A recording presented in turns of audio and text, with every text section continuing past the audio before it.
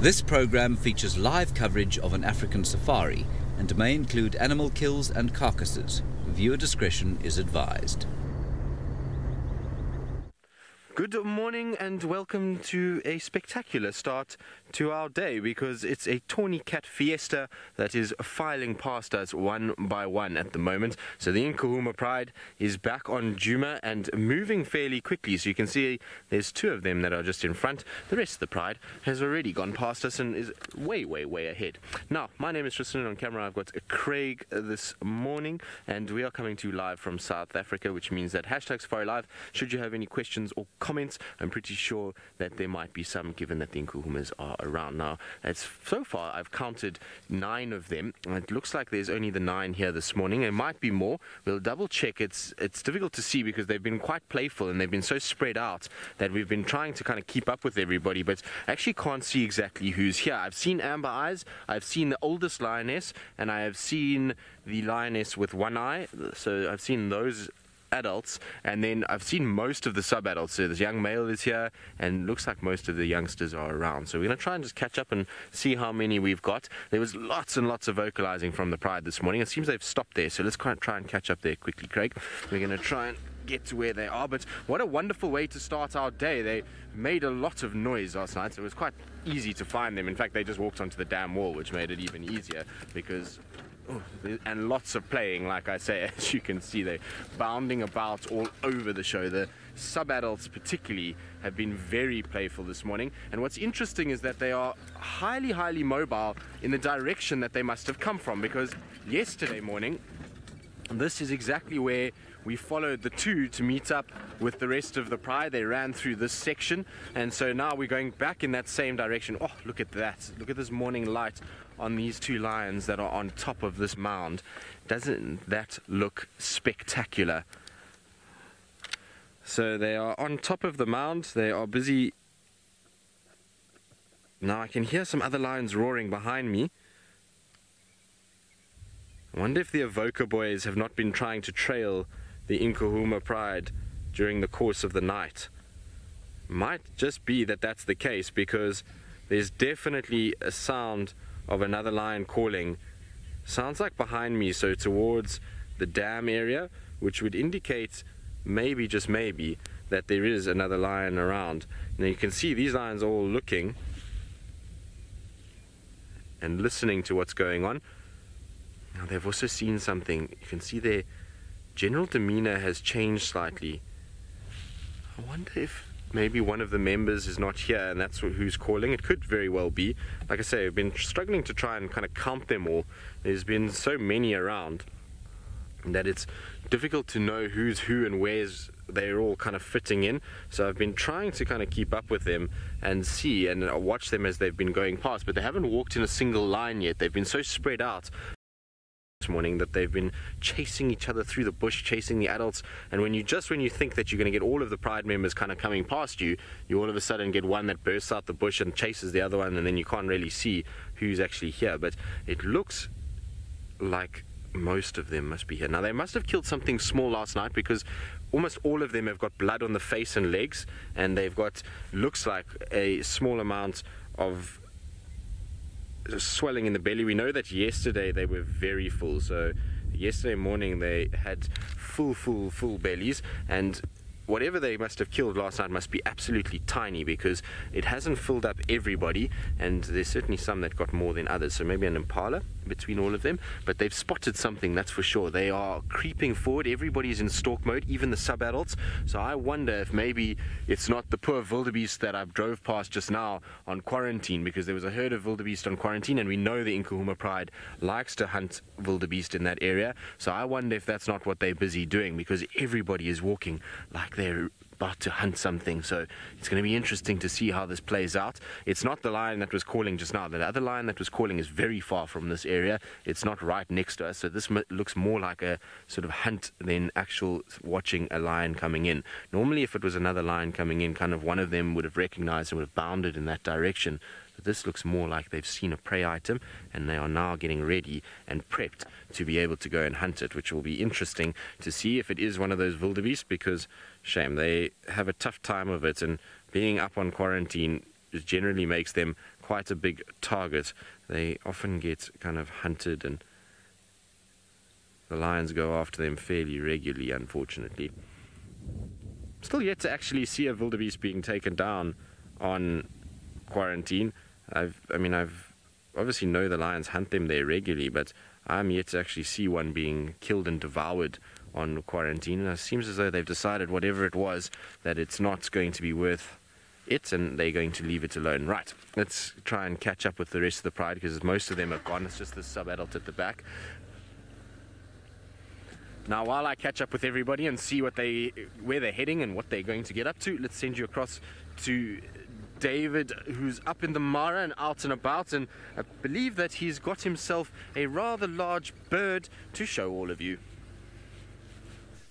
A very good morning from the Masai Mara. We are in the Mara Triangle in Kenya, and we got an ostrich there, that's male ostrich. And my name is David, and filming with me today is Big James. Big James, good morning, sir. How are you feeling today? Excited? Yesterday we saw an ostrich with Archie. Today we are seeing another ostrich with James. And if you go back to ostrich, you can tell it's a male because of the black and white colors, feathers it got, and the pink legs. And how majestic. Just to see him walk. Huge drumsticks. And Megan, the final control, says that's pretty bad to see it just meandering, walking through, looking for some seeds, stones sometimes they look for. And just like most birds, they will eat anything they get into. Please remember, you will be happy if you ask us a few or many questions. As usual, #SafariLive. Any comment, if you like the walk of that ostrich there, any comment is very welcome. Whoops, we got elephants in the background.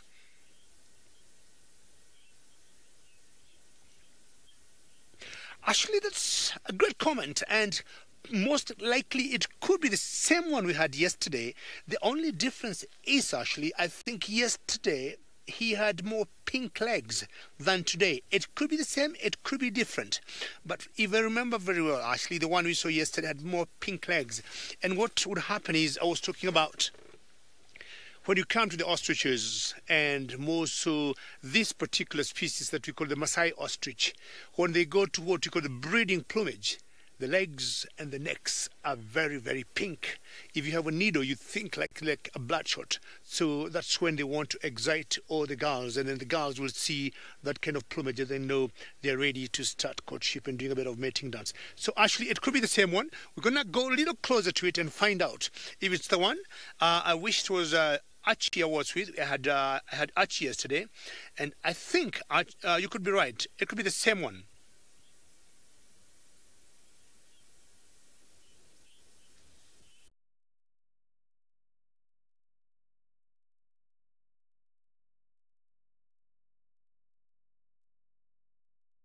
In Kenya, hopefully it's your morning, Dr. Raf. It could be your evening. And this particular one here is the Maasai ostrich. And once he is ready to start mating, as I was saying before, including the area around the beak, that neck you see there, and the legs, they are very, very pink. And the black that you see on the feathers and the white, somehow they become very clean, iridescent black, iridescent white, if that could exist. And he starts walking around the females. The females only will have one color, grayish or brownish, and they do not change their colors during the breeding plumage. It's only in the males that will happen. And he just walks, in a flock of ostriches, and they will always pick him up. And what happens, you'll get them loosening their wings like this. And the females, if they're careful, because you'll end up seeing one male that will be ready to mate, and you'll have a few females, it's the females to fight for that particular male. And you see them dropping their wings like that, and then they moving them back and forth all around this direction. And if you happen to see an ostrich mating dance, I'm going to be finding out whether they have any on my phone, and I'll show you. It's always very colorful. And then after he decides who she wants to be with, going back to ostrich, you'll see them mating, and the male somehow tends to keep rubbing his head on the back around the backbone area at the very base of the neck, and we have always had a theory maybe that helps or facilitates to mate, and there have always also been a theory maybe the testicles of the male could be lying around that area at the base or on the backbone of the male ostrich. Then mating starts a couple of days and then it's all done. Very majestic, one of the largest, or I would say the largest bird we got in Africa. Very good. We're going to be moving forward, and maybe hopefully having seen the male ostrich yesterday and today you might be lucky to see the females and maybe see mating. Excellent. Very nice. Your comment again, as I said, your questions keeps us going. We've seen a herd of elephants behind that ostrich. We'll go close to them, and maybe I'll be able to confirm whether it could be the same ostrich from yesterday. So the gentleman who would like to say hello to all of you.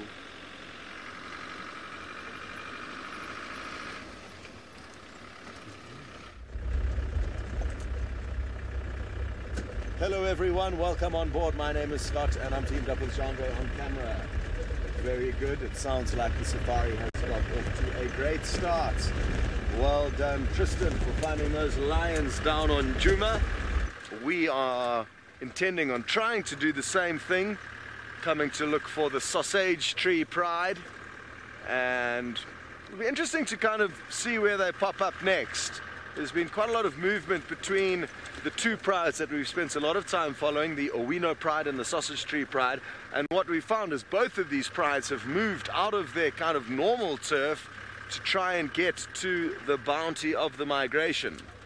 Speaking of which, we have a small slice of the migration pizza in front of us, and we will be able to show you. Sorry, Jean-Ray is a bit slow, he's obviously a bit cold. It took a while to level there, but we're all good now. And there you can see some zebra and wildebeest dotted about. And I only say it's only a slice of the migration pizza because ordinarily you would see far more numbers than this, more kind of condensed groups. So even though there are a lot of animals here, it's not kind of one of your usual chaotic migration scenes. And we're hoping that the migrating herds are going to continue pushing north up into Kenya, because we feel that there's still a lot more of them that are on the way. So we can expect just more incredible scenes. Joshua, you are spot on. It certainly is a very beautiful place, and I can completely relate to you being quite jealous, although I'm not sure where in the world you are sitting, Joshua, so why don't you let us know.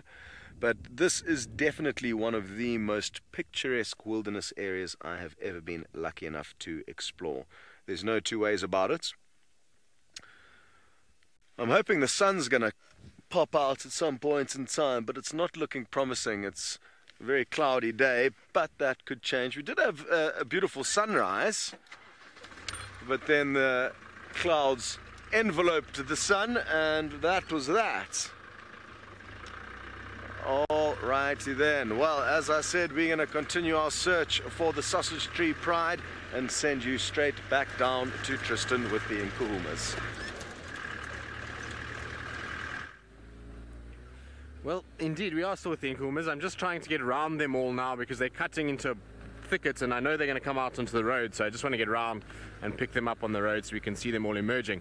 Good news is that all 11 are here, so I've counted them now as they've walked past me, every single one, so there is 11. I know on various social media platforms many people are saying that there's only 10. I can categorically state that there are 11 lions in this pride at the moment, and all 11 are on Juma right now, unless my maths is that bad, but I doubt it. I mean, I'm pretty sure that counting to 11 I was able to do in order to get my school education, so I'm pretty sure about it. Now, they mostly, this is the last one, the one that's coming off on our right hand side. She's the last one. The rest are all spread out in front of us, so there's a lot of them kind of coming out and moving in the road in front, and it's such gorgeous light. I'm going to actually try and catch up with the rest of the pride more than her, because she kind of is tailing them, and they're playing so much in front that it would be quite nice just to kind of spend time with them more than with her. She's sort of right at the back. You can see them actually running around like crazy in front of us, so there they all all are, playing and doing their thing. Now you can count 1, 2,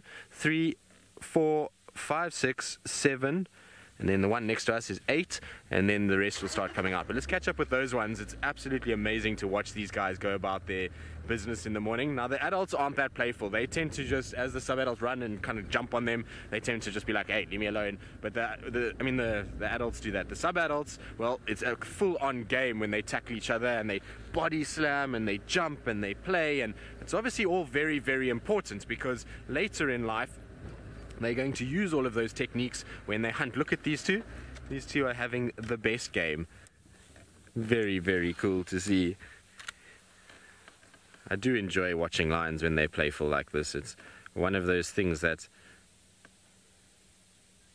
Now let's see.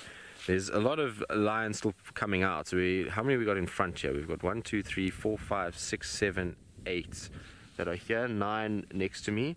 So we're just waiting for 10 and 11 to come out. But they are all here. I promise you right now that there's all 11. I've accounted for every single member of the pride, and I know it's difficult because sometimes we don't get them all on the same kind of view, but there's definitely all of them here. There's 3 females that hang right at the back.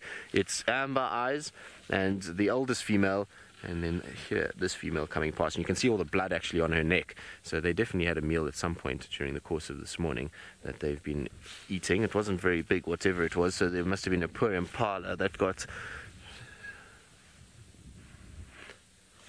So Snazzy, yes, lions will chase and hunt ostriches. Not so much here because there's just so few ostriches in this particular area that it's not high up on their menu. But there's definitely do eat ostriches in drier parts of South Africa, so in the Kalahari and even in Botswana, where ostriches are quite prominent. You will see lions hunting them fairly regularly. In fact, cheetah hunt them actually quite a lot too. So it's not just the lions that do it, or there are actually other predators as well. Good, so I'm pretty sure that these lions are going to pounce on each other. Here comes, you can see she's turned. It's because the rest are coming through now. So the last few members of the pride are coming, and that would complete the pride and make all 11. But isn't it nice to see them all walking in the golden winter morning light? I think so. I think it's a wonderful sight to see on Djuma once again. It's been a while since we've had all of them like this. So let's see now. It looks like this adult's even going to play as well. Let's see. She looks like she might be lying down. So she's down as well. And you can see the sub-adults get prepped as well. They kind of lie in wait. And as the adults come past, they come bursting out and chasing one another. Hopefully they go to Treehouse Dam and drink and we can get all 11 lined up next to each other.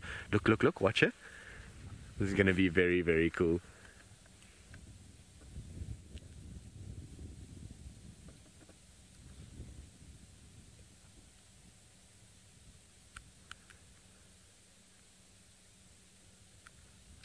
Well, I think, Angelina, you and many others. Now, how cool is that? They are a beautiful, beautiful pride, and they really do kind of, when they're together, they look great, and then they're in good condition at the moment as well. And so it's been a really nice time to kind of have the Nkuhumas move away. I suppose it's made us appreciate how nice a pride they actually are and how much we enjoy spending time with them, because when you don't see them that often, when they come back again, you kind of tend to drift towards them and spend a lot of time with them. Right, we're going to keep following them. We're going to keep seeing where they go. I'm hoping they're going to go to Treehouse for a drink. And so while we follow them, let's send you back across to David, who's traded in a large bird for a very, very large mammal that occurs in the Mara. Wonderful, Tristan, for spotting the lions. Hopefully we'll be able to spot some at one point today, but at the moment we got some ellies. I'm not sure they're scratching their backs on that stump there, and it's very common for the big animals to use trees, stumps, when they're a bit itchy, just to rub against themselves because of the nuisance of the flies. Yeah, you see one there on the left, James. If you go back to the left a little bit, that one there, I'm not sure it's doing a back rub there. Yes, it's exactly doing that. And notice how the stump blends in very well with that ellie. So are you trying to get ticks out? I've always said of the large animals, elephants are my favorite. Look at the intelligence of that youngster there. You got either a tick or no tick, or you just feel a bit itchy. And you don't have to struggle. You know what to do. Look for a stump. Scratch your ear. Oops, whatever it is there, I'm sure she's enjoying that scratch, eh? Nice. I'm trying to imagine also what a good feeling, eh? Yeah, she must be enjoying it. Don't hurt your skin though, because the inner side of the elephant's ears is always very delicate. So most likely she is doing it on the outside, because we have lots of blood vessels in that particular area, especially from the inner side. And I'm sure she knows that. All the cooling of the blood of an elephant is done around the ear. So she has to be very careful. You don't want to rupture any blood vessel there. Now she do the rib side maybe. Nice. The only thing is, I would imagine she doesn't fall that stump down.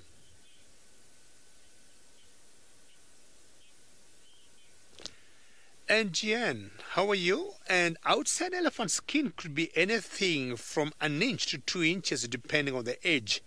I once saw one that had died of old age, and they were removing the tusks from it, because what would happen is when ellis die in East Africa, of old age, they'll want to get the tusks and maybe put them in a museum.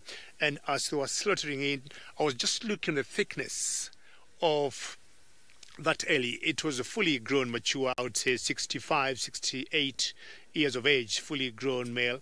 And my thinking, if that from there to there would be about 1 inch, I guess it was between 1 inch to 1.5 inches.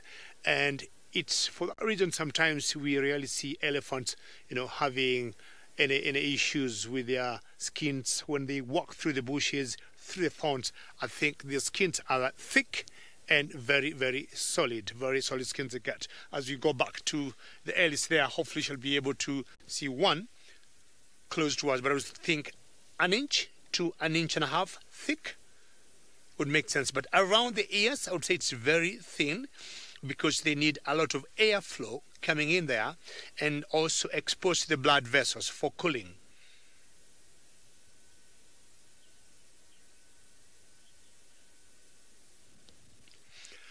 Alan Moore, I would say yes. I have seen elephants grooming each other. If, for example, you see, like here we got a herd of how many? Maybe 10 plus? When the herd grows very big and ends up maybe to 20, 30, 40, we have seen them splitting sometimes into 2 groups or 3 groups. And then for a month or 2, they go separate ways. When they meet, we have seen them grooming each other, like, hi, where have you been? And they'll do that using their trunks. We have seen them doing that a couple of times. They do groom each other, not like the cats, I would say, but you have seen them trying to communicate and getting information using the end of their trunks and rubbing against each other.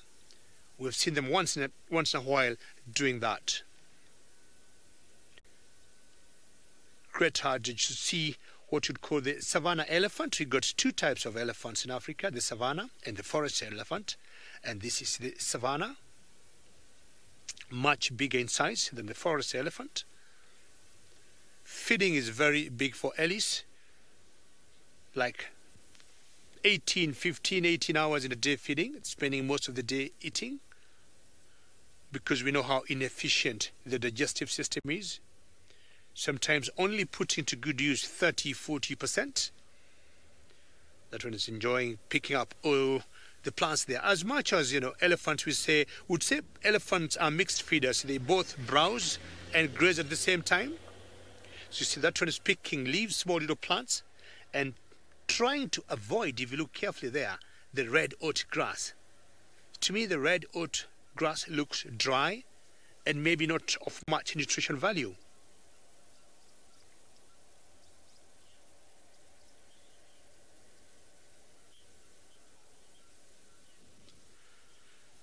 Jacqueline, what a good question for your age at 9 years. I doubt elephants would eat peanuts, but just as I said earlier, elephants will both browse. Browse will mean they'll eat any plants on top of bushes and graze anything on the ground. But I would say, Jacqueline, if elephants would come into contact with peanuts, I would tell you they would eat them, because we know elephants, Jacqueline, are vegetarians. Anything green that would come along the way, they will eat the peanuts and maybe also the leaves of the peanuts. I do not think they would avoid them. But where we are, in our game reserves, Jacqueline, we don't have peanuts, and apparently peanuts do not grow in the wild.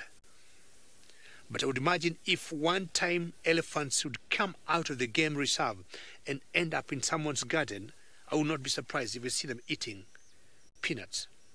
Look at that one big cow there. She is so big.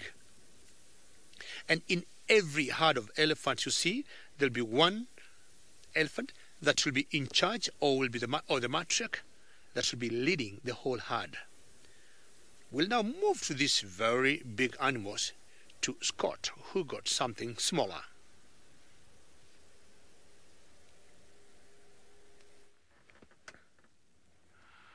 Well, isn't this a cute little scene? Sounds like you've been having fun with David and the elephants.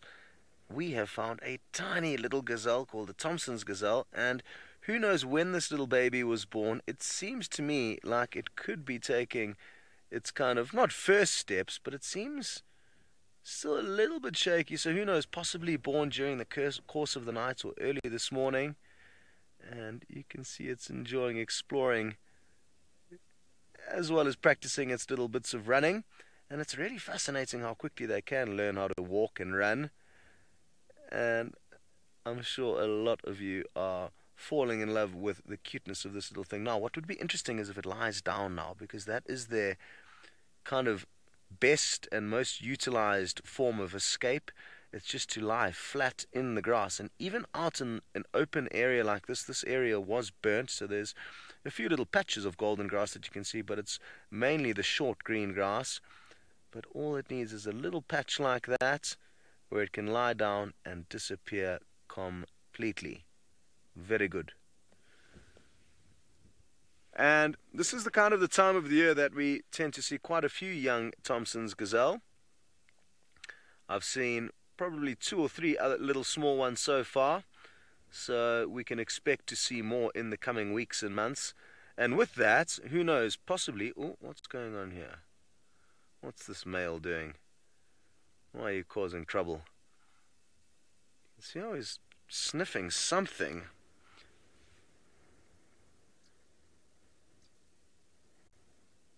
Well, hard to say what happened there, but he did seem to get excited about something, that male. Maybe it's the prospects of, in the next few months, being able to mate with this mother. Marvelous. What I was saying is one thing we can expect to see as the amounts of Thompson's gazelle fawns increase is the possibility of jackals hunting them. The black-backed jackals that roam these plains know full well that it's quite an easy meal. But we did have an incredible sighting last year of an adult mother Thompson's gazelle chasing a jackal away from her youngster that it was busy trying to eat. It was an epic scene. Very good. Well, until such action unfolds, we will be sending you back down to Tristan with the Nkahumas. Well, we are still with the Nkahumas, and they are still moving steadily in a westerly direction, and well, they're not going to be much longer on the property if they keep going this way. But in front of us is 9 of them, so that's sub-adults and most of, well, Amber Eyes, the oldest lioness, and the one-eyed lioness, or the one with the purple eye. And then behind us is the youngest female and the ridge-nosed female. They'll come past now. They're still kind of on their way, but that's everybody there in front. You'll count 9 in total in the front there, and then you'll see 2 more coming behind us, which is quite nice. So here comes one of them. I don't know where the 11th one is. She's behind us somewhere. I drove past her just now, so she's just kind of walking along, but there goes one. Do they not look in great condition? I think they do. I was hoping that they were going to settle somewhere on this road, but it seems like they are going to kind of keep going and move off back in the direction that they went yesterday, which surprises me somewhat. It's interesting to kind of note their behavior. I mean, they must have done a massive loop last night. To think that they've come from the east and crossed the dam wall, and now they're already going back to where they kind of started off last night is quite interesting. But they seem as though they're settling in front of us, which is good. Let's hope that the whole pride begins to lie down, and maybe it's just because they're waiting for the last two to catch up. I'm still trying to see where the last lioness is. She's still far behind us at the moment.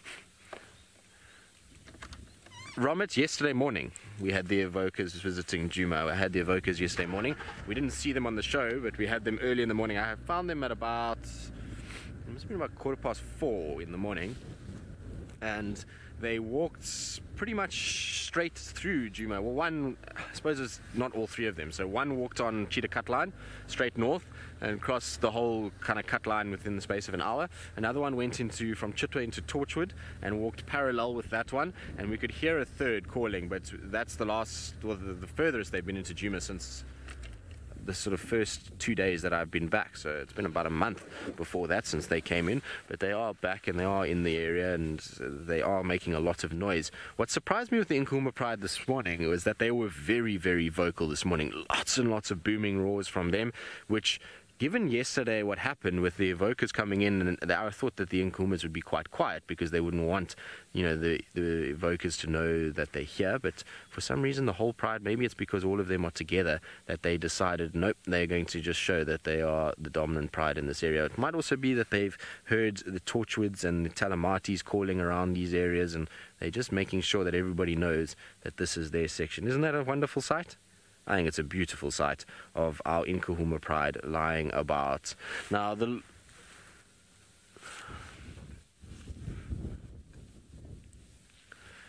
So, Ian, I mean, that's one part of it, is recognizing the pride by the territory that they're in, but the best way is to recognize individuals. And so the Nkuhuma pride is quite an easy one because you've got an lioness with a very bad hip injury, so she's got that big wound on her left side. Then you've got a lioness that's got just one eye that is damaged and is kind of got a purple coloration to it. Then you've got amber eyes, so she's easy to tell. And then you've got the female that's got these very prominent ridges that come down her face with a kind of spotted pink nose, and so she's quite easy to tell. And then you've got the youngest female, who's probably the most difficult of the females to differentiate, but she has a certain look about her, and once you've spent a lot of time with the Nkuhumas, you can kind of recognize her. So in that regard, it's quite easy. The sub-adults, not as easy to tell them apart. I mean, they are all subtly different. So you've got the young male, who's obviously the easiest of the whole pride to tell apart because he's the only boy amongst all of this estrogen. And then you've got the one little sub-adult that's got tatty ears, and then there's the one that had the floppy ear. She's got quite a round, robust face. She's very, very cute looking. She almost has like a little teddy bear kind of look to her, which is quite nice. Now the whole pride is watching because the last lioness, the 11th lioness, or 11th member of the pride, is slowly bringing up the rear. She's far behind us still, but is coming this direction. So it seems like everybody's just waiting for her to arrive. You can see they're kind of finding themselves in little shady spots. They know that the sun's probably going to be quite warm today. There's no cloud cover for the first time in quite a while, and so they're all just kind of waiting for her to catch up and maybe join with the rest of them. So very, very cool to see. We'll keep sitting with the pride waiting for the rest to arrive, and while we do that and sit with one of Africa's apex animals, let's send you to David, who's got one of South Africa's other iconic mammals. This is one of the most beautiful scenery I've ever had. The sun just pushed up. We had sunrise like an hour ago. But see what a beautiful sighting James is showing us, with Alice just walking towards the west, towards the east rather, from where the sun rises.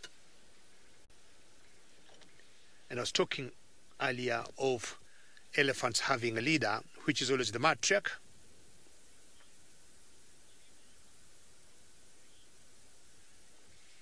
Sorry, Megan, I missed that question.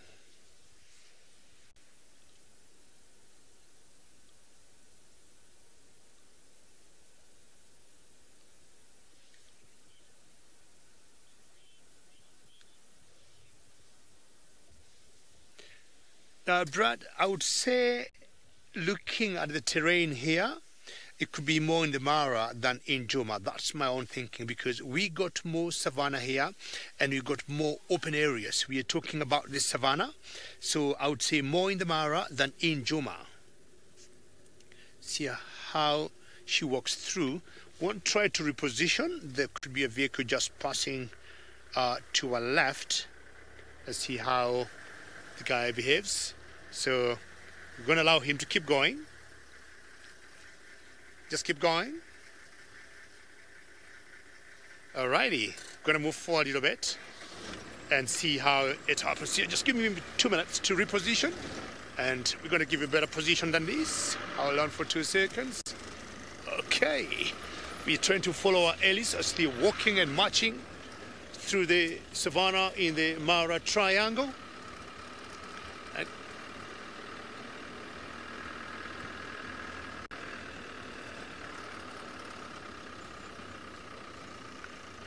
Christy Ellis, there's one here. Sorry, Jeps. Let me so I can give you a better angle here. Who is trying to misbehave? The largest, I would say, herd of elephants I've seen in the Mara, it's about 200. Is about 200 of them. So there's a vehicle in the background there. So that one was trying to stop and looking at us.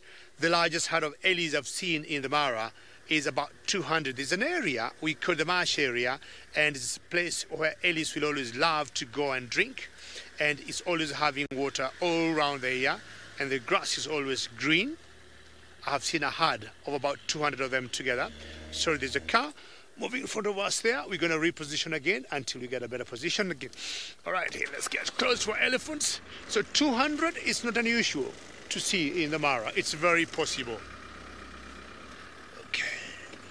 The Mara is huge, lots of food, lots of space for them, and not surprising to see big herds walking together. But again, you could see one mama or one cow with her youngster, or 2 sisters with each of one of them having their youngsters fall together. But like here, as I said earlier, we have 10, and you'd see groups of 10, 15, 20, 30s coming together, forming huge herds. Let's just walk and watch these ones as they're walking towards the bush there before we lose them. How's that, James? That good? See whether we can get hold of them before they disappear in the thickets there.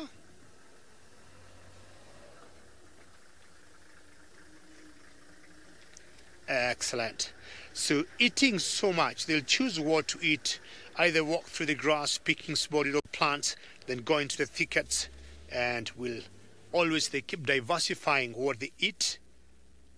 They might be going now to browse, get some tree branches, knocking them down, debarking them. The bush around there is what we call the orange-leafed croton. And today is a world of Ellis, and the beautiful girl Taylor could be having more Ellis.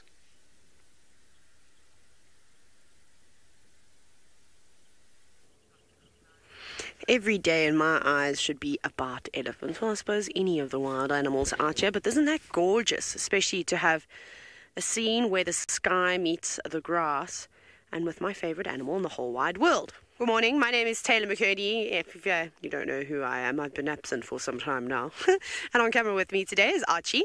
And we're also out here in Kenya in the Mara Triangle.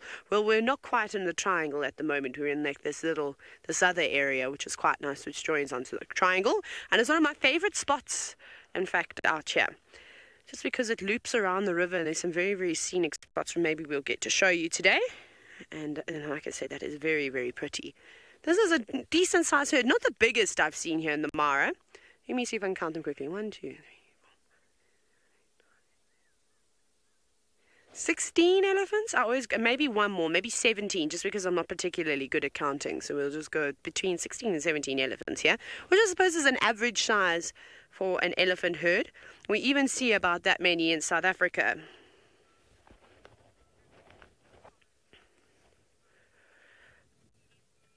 Now, MGN, funny you should mention that. While I was working in Zambia, in the Lower Zambezi National Park, I did watch other animals following elephants around to try and find water. I haven't really noticed it anywhere else, but in the Lower Zambezi National Park during the dry season, so once the rainy season is over, so towards the end of the year, till about February, early March, the rain sort of comes down, and then it stops. And then they'll get the odd thunder shower every now and then, but it dries out like you cannot believe. And the only source of water is the Great Zambezi River. And then, of course, lots of tributaries into the Zambezi River. And we know that elephants dig for water. They use their tusks, they use their feet, they use their trunk to dig wells into these dry riverbeds. And I watched waterbuck in particular. I watched baboons and impala. All once a herd has gone through a dry riverbed and dug these holes, which have then filled up with lovely, fresh, cool water, those animals go in and drink from it. So I suppose they do, but I have never noticed it in South Africa, and I most certainly haven't seen it here in Kenya. But there we go. So I suppose the animals have just learnt. What is that little one doing? Is it rolling around on the grass? Looks like it, eh? Having a bit of a wrestle, which is normal for elephants at that age. Only a couple of months old, so young and full of energy, and just having the best time of their lives. Especially when you've got lots of other little elephants to play with. They're having a bit of a race now.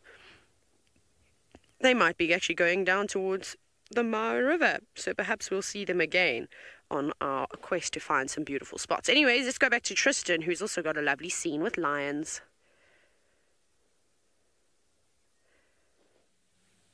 I do indeed, Taylor. It is a very, very pretty scene with lions. They're all over the place, and we had a very cool sighting now where one of the lionesses, the oldest lioness, funny enough, she went to play with the youngest lioness, and they were kind of patting each other around, and then she came back, and the young male came flying at her, and she jumped the entire length of the road. So she jumped from one side of the road straight over onto the other side, but high into the air. Maybe over, if our bonnet had been there, it would have been over the bonnet. It was pretty amazing to actually see how much athleticism they do have and do possess. Now, there's still, I think, one lioness behind us, which is Amber Eyes. She's going to come. Oh, there's Amber Eyes and the youngest female. They're both just on our left-hand side here. So there we go. There the two of them are. They're kind of just moving across. And I'm pretty sure they're all going to join up eventually once again. They're just kind of taking it easy. The youngest female seems to not be in a rush today at all. She's the one that keeps bringing up the rear. So, Jacqueline, age 9, you're asking about lions and how much they normally eat. Well, it depends on what they can catch. They don't have a thing like us where they can just go to the supermarket and find food every single day. So they have to try and hunt and find something that will make them, will fill their tummies. And that sometimes takes a lot of time. So it depends if they're hungry or not. But an adult lioness, like the one that's walking in the road now, she'll probably eat easily in one sitting about 60 pounds of meat. So she'll be able to get that down pretty quickly, which is a lot when you think about it. If you've ever eaten any steak or anything like that, can you imagine trying to eat 60 pounds? It's really quite a lot, and so their bellies then get very, very big. A male lion will be eating more than that. He can probably put down close to about 80-90 pounds in a single sitting, which is a lot when you think about it. Now, just watch all of these lions. As others start coming, sometimes you'll see they go into a kind of stalk mode, and then they pounce up and start chasing each other. I don't see any of them doing it right now, but I think they know better than to try it with Amber Eyes. She's not one of the playful lionesses in the pride, although, let's see. No, everybody seems as though they're settling down. Just watch the one on the right of the bush. It might come bouncing out. It lay down behind the bush as though it was... There we go. So Amber Eyes is not the biggest on games. She doesn't really get going too much. And like I said, the youngest lioness is the one that's just still sitting here behind us. She just doesn't seem to want to move today. She's quite happy to stay where she is. She doesn't feel the need to be keeping up with the pride like the rest are. But they are steadily moving. They're not going to be in our area for much longer. If they keep this up and keep the pace up, it'll be about 10 minutes and they'll be off of our kind of section. And so then we're going to, unfortunately, not be able to see too much of them. But it's going to be cool to have all of them around just for the morning itself. So, Lynn, it depends. I mean, lions can theoretically start mating already from about 2.5 to 3 years of age. Generally, though, we only see them starting to really kind of take an interest in mating at about 3.5 to 4. And that's when you normally see them having their first kind of mating rights and generally produce cubs around 4 years old. So that's kind of the norm. I mean, there are lionesses that do it earlier and there are some that do it a little bit later, but generally around, I would say, 3.5 to 4 is the average for a lioness to start having her first cubs. But there we go. That's the first time we've had all 11 in front of us since we've been following them. It's kind of been difficult to keep up with them. And I know it doesn't look like 11 lions now because it's just the lonely figure of the youngest lioness is slowly walking away from us, but it is, I can promise you, all of them there. One thing to notice with these guys and the difference between them and the Mara lions is if you have a look, and hopefully we'll get some Mara lions this morning, but look at the fluffiness of the back of the tail on these guys. You'll see that their black tips are hugely fluffy. And then take notice of the Mara lions that you see over the course of the next few days and watch how small their black tip is. And I think it's to do with the fact that it's so much thicker here that they need a much bigger signal than what we've got in the Mara. Anyway, we're going to carry on catching up with them. In the meantime, Scotty Dyson has caught up with one of the biggest antelope, and one that I wish we actually saw here in South Africa. I'm not too sure what gave this eland a fright. It's literally just stopped running. It probably ran about half a mile. And even though they are the largest antelope that we get here in Africa, they can travel very, very quickly and quite gracefully, considering how big they are. I mean, that animal is just about the size of your average cow. But as you can see, they can move when they need to. Now, I was hoping there was going to be some lions that they were running away from, but their behavior is quite strange. Ordinarily, what prey animals will do is once they kind of detect a predator, they'll run off, and then once they're a safe distance away, stop and look back to make sure they know where the danger is.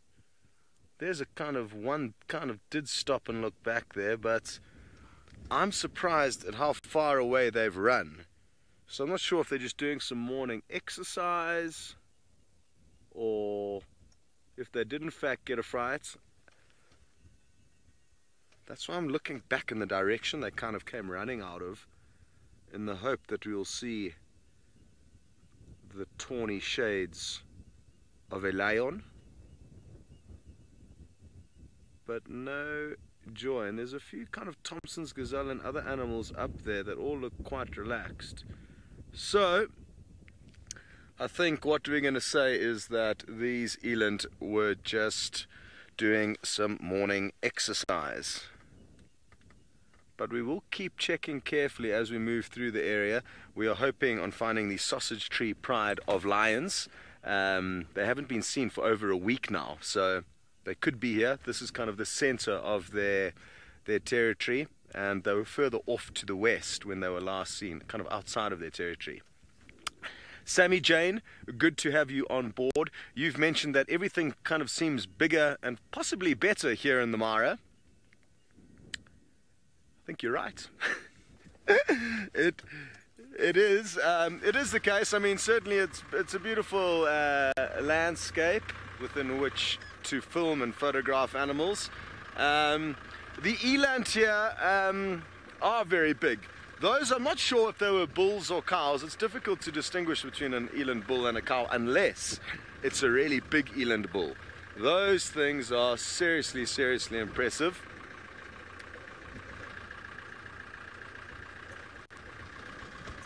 But not necessarily bigger than the animals we get down in South Africa. You do get eland in the Kruger National Park, just not down in Djuma. Further north is where you find eland.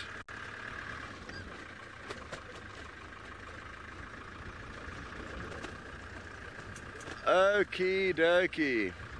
Well, thanks for hopping on board briefly to try and help me work out what those eland were running away from. Sadly, it doesn't seem as exciting as we initially thought it was going to be.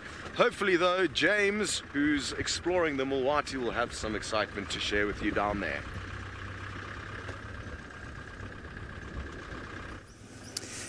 No, just a greeting. I have a greeting to share with you. Good morning. It's marvellous to be out on a fantastically pretty morning here in the southwestern corner of the Kruger National Park. My name is James Hendry, and on camera today is Sébastien Rombi, the greatest French Gabonese Air Force pilot in history.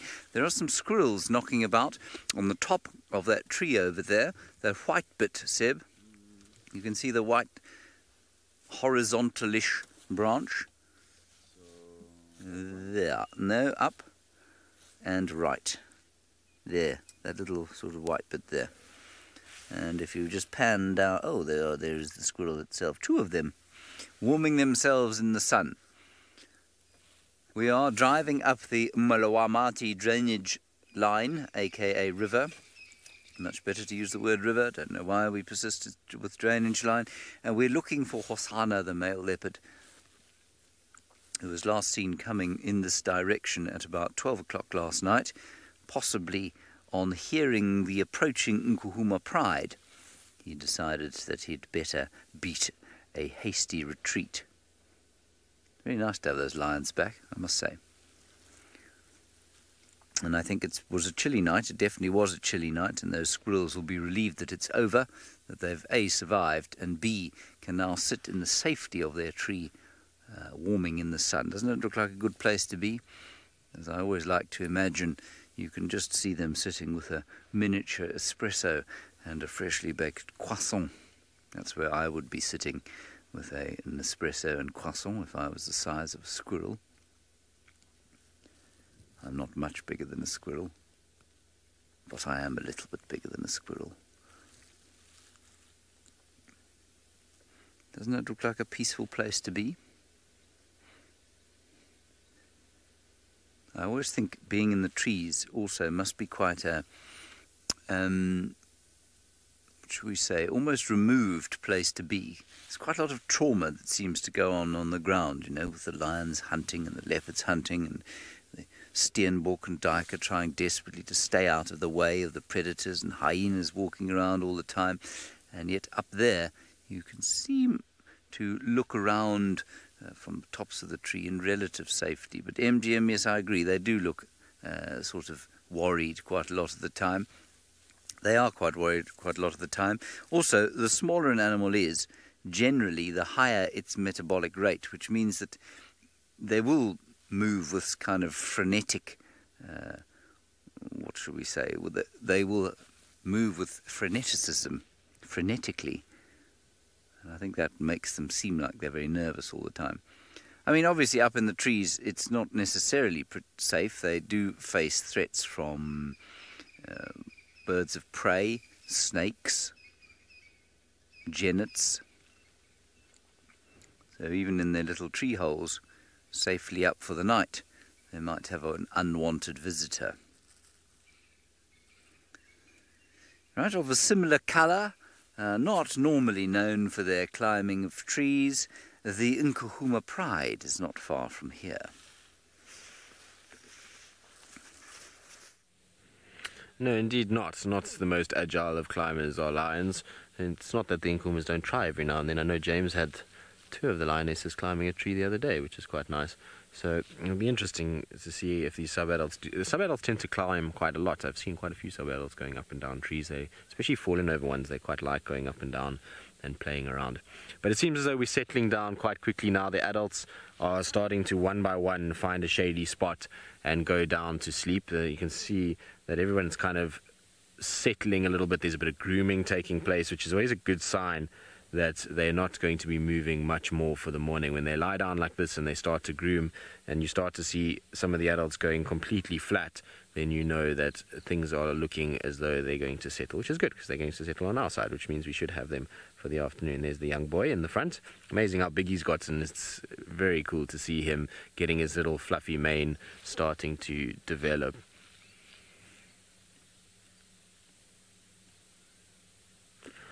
Ooh, Anna-Marie, that's an interesting one. You're asking which animal in Africa I think has the best sense of smell. I'm not quite sure, to be honest with you. But I mean, obviously cats have got an incredible sense of smell. Elephants, maybe elephants actually. I'm going to go with Ellie's. That's going to be my bet. They've got an incredible sense of smell out here. Between them and the cats, those would be the 2 that I would go for. I suppose maybe an aardvark has got good sense of smell too, doesn't it? It's got a big long nose. So you generally, if you look at the size of animals' appendages or their senses, so big eyes or big ears or big nose, typically tells you that just which sense is the strongest. And an aardvark's got a very long tubular nose, so maybe their sense of smell is pretty good. But I would say Ellie's probably for me would be the one that I would go with. Now, I was saying to you that most of these animals are starting to find a shady spot. So if you look to our right-hand side, there is a termite mound that is here, a rather large termite mound. And all of our lions, there you go, are trying to find a spot there. And you can see some of them are starting to go flat already. And they were all down. In fact, every single one of these lions were lying on their side. And then there was a little rustle in the grass from the wind. And they all popped their heads up and just looked around the mound just to make sure nothing else was following them. But there you go, you can see one by one they're going to start dropping, and all the others are starting to actually come towards this termite mound. So I'm pretty sure we're going to get a whole bunch of lions trying to squash into this small amount of shade. And the shade is not going to last very long at all, because as we know, as the sun gets up, so the shade is going to get shorter and shorter, and these guys are going to struggle with finding a nice comfy spot. But everybody is slowly coming in. There we go, there's another one that's arriving. Beautiful though, isn't it? A little kind of bonding that's taking place. Nice to see the entire pride together and healthy and fit. Now this is a good time to once and for all put the count to rest, so we can actually count them all together. So we've got one on the far right, then we've got 2, 3, 4, 5, and then the one in front here is 6. So that is 6 lions in that particular shot right there. Now in front of us we will have, let's count them so we make 100% sure here, 1 young male, that's 7, 8, 9, 10, 11. So all 11 are actually present. There you go. So that's the other 5. So 6 on my right and 5 in front of us makes 11. Very nice. But you can see they're all coming back now. So everybody's going to come and join the shade together. They're going to walk in this direction to try and just basically get out of the sun. I think the sun's starting to get quite warm. Kalina, I mean, no actual predators that actively go and hunt lions, other than man, obviously, as you said. But you will find, obviously, other lions are a threat to them. Big male lions, if they're doing a pride takeover. In fact, there's a pretty crazy pride takeover taking place in the Kruger, in 2 sections of the Kruger. One in the Nkgotso area, which is basically north of Satara. The 3 big males there were all killed recently by a new coalition, which was quite intense. They killed all 3 in one night. And then there's another big pride takeover taking place in Singita Lubombo, which is also in the Kruger, and it's straight east from Satara, so slightly northeast of where we are, where there's a very big pride there. That's the pride with the white lion, the male white lion. That's in that pride, and I think the last time I heard there were over 35 of them or something silly like that in the pride. I mean, you can see this is 11 lions here and how big this pride looks, and there's supposed to be close to 40 on that side. But there's a new coalition that's come in there, and they've killed 4 young males in the space of about a week. So, you know, lions are their own worst enemy in a lot of respects. Hyenas obviously are a major threat to lion cubs and any lion that may be sick or injured or frail. And they're also going to have to be very careful of hyenas. But nothing really goes out hunting a lion, so there's nothing that's kind of preying on them. They've got to be careful, obviously, when they're cubs, for leopard, hyena, even birds of prey and snakes could be a threat to little lion cubs. But for the most part, when they're adults, they don't really have too much to worry about other than male lions themselves. Now, here we go, come lie down. All of you need to clean your faces. You've all still got blood on your faces, so I wonder what they killed. And it seems as though they've got some sort of a meal this last night. It looks like a very small meal. I hope that they didn't steal it from one of our leopards, because it doesn't look like it went far between all of them. But I mean, the Nkuhuma Pride at 11 lions will be able to hunt pretty well and could easily have brought down an impala. And like I say, an impala between all of these guys would just be absolutely nothing. It would be basically like having a cheese and biscuit. That's pretty much how it would be for them. Each one would get a tiny portion of it. And can you imagine the chaos around an impala meal with these guys if they all had to try and fit around one impala? It's not a lot of space for 11 lions to try and get their pieces, and so maybe that's why some of them look as though they haven't gotten anything at all. What's also interesting is the rate of digestion. If we think of what these guys looked like yesterday morning, they were waddling around with huge big full bellies, and you look at them today and they don't look as though they've eaten in the last couple of days, but they did yesterday morning. Right, Pride's all going to sleep. They're all finding some shade in order to try and rest for the day, which is wonderful news for us. But while they sit and try and take it easy, let's send you across to David with something that these guys would love to eat. Well, Tristan, certainly, you know, if lions would want something today for breakfast, we got the zebras around here, And these are the common zebras, or what we call the ground zebras. We got a few types or species of zebras. The mountain zebra. We also have the ground. And in Kenya we got particularly two species. This is what we call the Bachals, or the common zebra. And further north from the Masai Mara, or the Mara Triangle, we got another species that we call the Gravy zebra. We have always said this is very closely related to the donkey, the one that you have on the screen, while the other type is closely related to the horse. But, you know, the gravies and the common, or the Bachals, they are all in the same family with the horses. This one is a youngster. You can tell the black and white is not very conspicuous. And lots of amount of food. And I was talking about zebras yesterday, when you'd want to know their physical health condition. The mane, if James you can pan on the mane on top of the neck a little bit, is always very upright. But anytime you see the mane having fallen on either side, left or right, or both sides, it shows that zebra is not in very good shape. And you can see the beautiful colors all the way up on the far. And who not want or who not like zebras? And remember, please keep sending your questions through #SafariLive.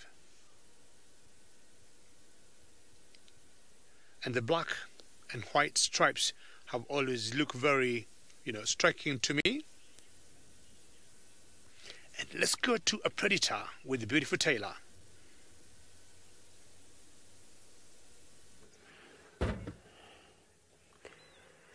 We have got some hyenas, but we're going to lose them in a couple of seconds. I'm not sure where they're going, but they look like they're up to no good. There's two of them. And they stop, and then they listen, and then they start running, and then they stop, and then they listen, and then they start running again. So I don't know if there's maybe some other hyenas around. Maybe they're on a kill. Maybe they heard a distress call of an animal. It's very hard to sort of say what's actually going on here. Like I said, they see that stopping, looking, listening.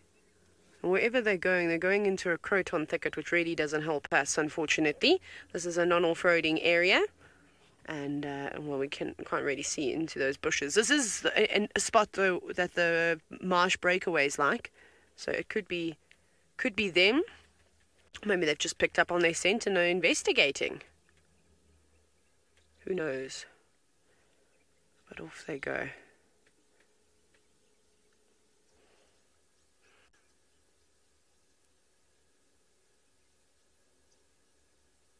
I can't hear anything.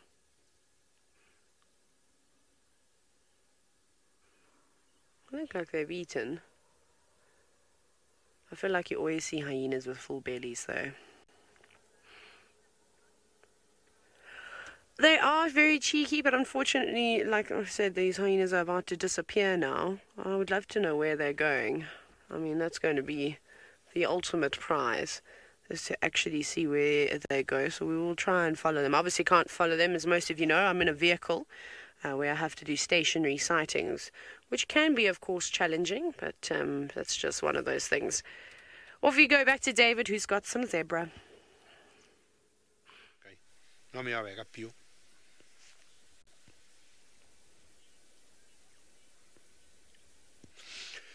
The last time I saw lions bring down a zebra could be about 2 weeks ago, and I was with Big James, and it's a pride of lions that we call the owinos. They're always 4 fully grown females and 1 youngster male. And as soon as they finished doing the good job, I do not know where the hyenas came from. Before these lions started eating the zebra, the hyenas came in. And some of the strongest, I would say, and the ferocious predators, well, they're very good killers on themselves, but if you put them on one-to-one and look at success, I would say hyenas are more successful on bringing down prey than the lions. Now, we have a little bit of a commotion there going on. I do not know that they're youngsters, some stallions going for each other. If you look carefully there, there's a bit of biting and a bit of kicking. And this happens a lot when the young, boys or stallions are getting bigger. The main stallion, for example, in a herd like this, will always try and get the youngsters out, and they go forming their own bachelor herd. A typical social structure of zebras, you'll get one stallion, one male with a few wives, 3, 4, or sometimes 5 mares and youngsters. But if the number of boys trying to look big grows, you'll get the main stallion trying to kick them out.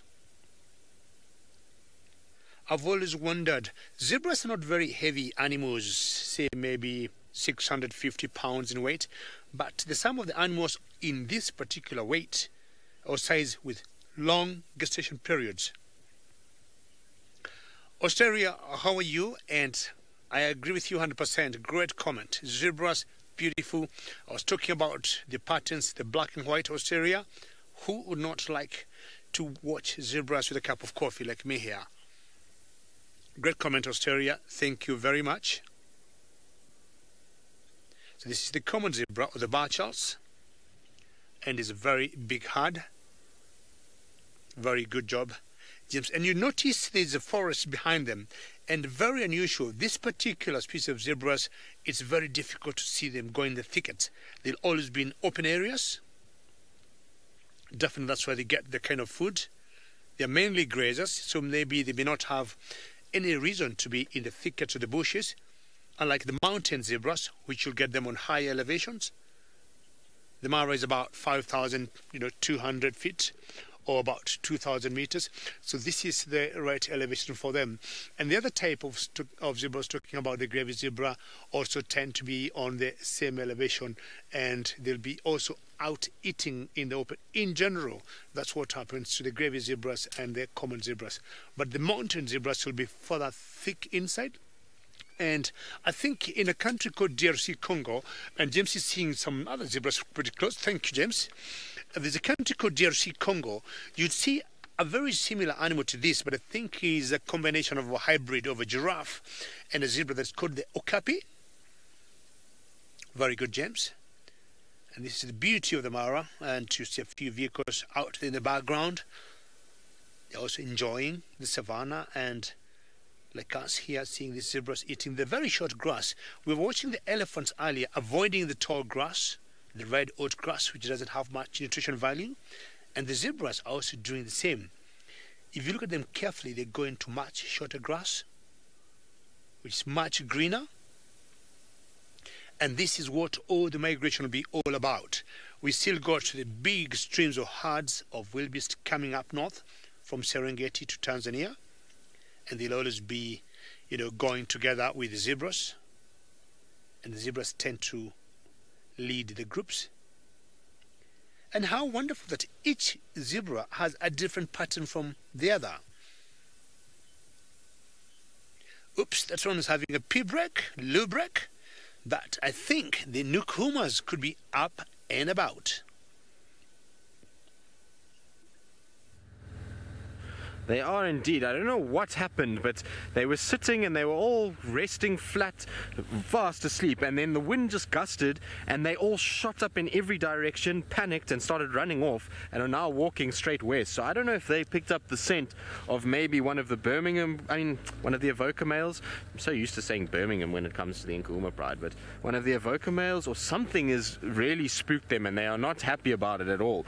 They've kind of just all started to get up and start moving and start walking straight westwards. So I don't know what the story is and what scared them, but we looked around behind us and there was nothing. They all ran up that termite mound, looked straight to the east and stared there for a while, and then panically just came down and ran off, and they're now walking very steadily again away from that area. So I don't know what's gotten under their skin, but there's definitely a scent of something or some sort of issue that they don't like at all, and so they're now marching their way straight west, which is not ideal. They looked like they were set to stay on Djuma for the day, and I was hoping they would, because this afternoon, if they had stayed, we might have even got them roaring, which would have been very nice. To hear the Nkuhuma pride roar at the moment is quite something, because the sub-adults join in, and so you have 11 lions that kind of roar all around you. Is pretty special. I had it the other night, or the other morning.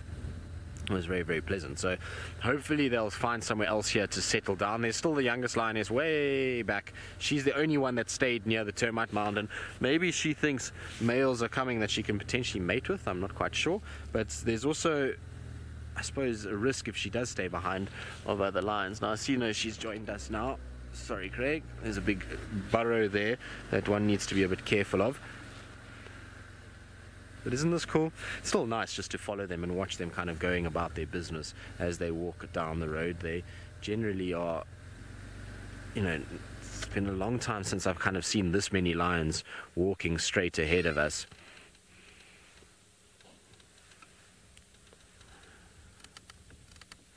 Cull 6, I mean, sometimes no. So when we were talking about earlier that pride takeover where the males were killing the other young males in the Kruger part, they didn't eat any of them. They just killed them and left them. I have seen other times where lions have killed and eaten them. It just depends on the individuals. Sometimes they do, sometimes they don't.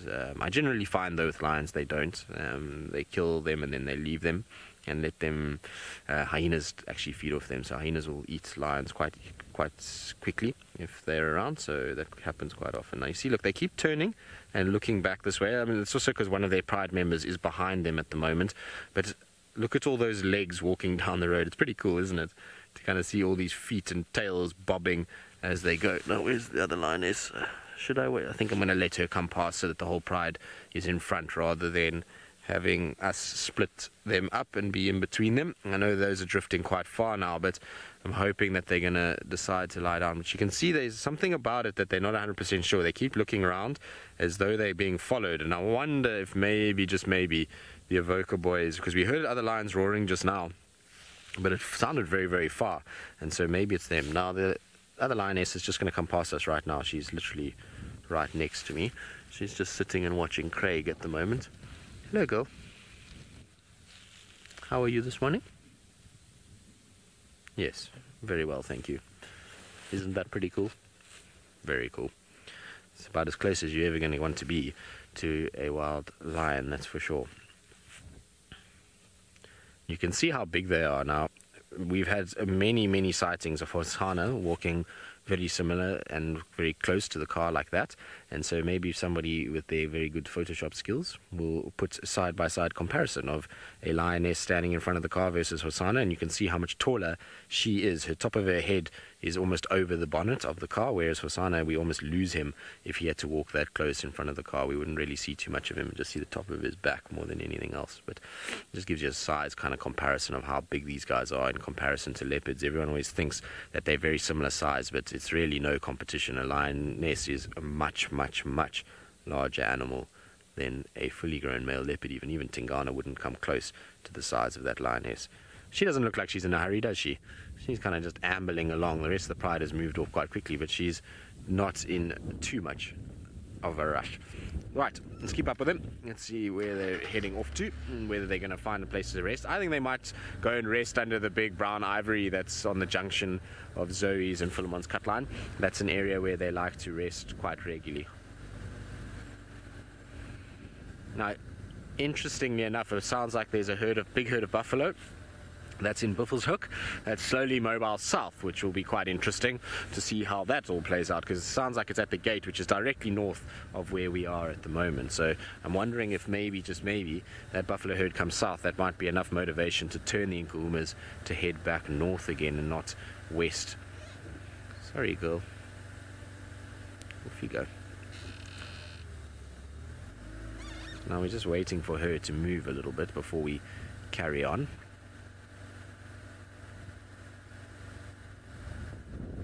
She really doesn't seem like she wants to go too fast, does she? She kind of is just ambling along at this stage. The rest of the pride seems a bit more cautious.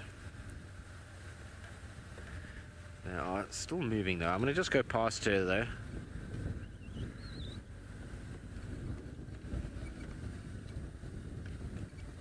Let's see if I can get around her.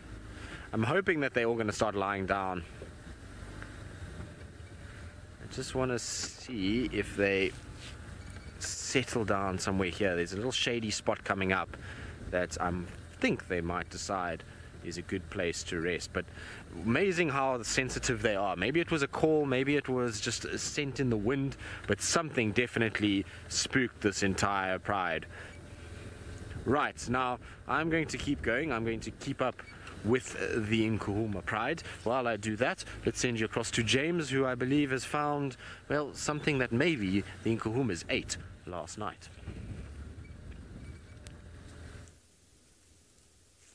Yeah, something small eaten by the Nkuhumas, and of course one of these impalas cannot go very far to feed pride lions. They are sitting in a very picturesque Tambuti grove, and are they eating the poisonous leaves of Tambuti, or are they picking up bits of grass? You see, I think what they're doing, picking up the dry leaves. I've seen a number of animals do that. There they are. You see that? Many animals will not eat the Tambuti leaves when they are green and growing. They exude that very toxic milky latex. But here we have an impala eating the dry leaves, and I've seen a few animals do that this winter. Some kudu, nyala, none of which will eat them when they're fresh and on the tree. So obviously they lose their toxicity when they're on the ground. That's really quite cool to see. Now you'll generally find that leaves that are poisonous or have things, toxins in them that make them inedible to animals, have a high protein content. And of course protein is something that's difficult for herbivores to get, as is fat. The protein that has out and lost toxins, well then you're in the money.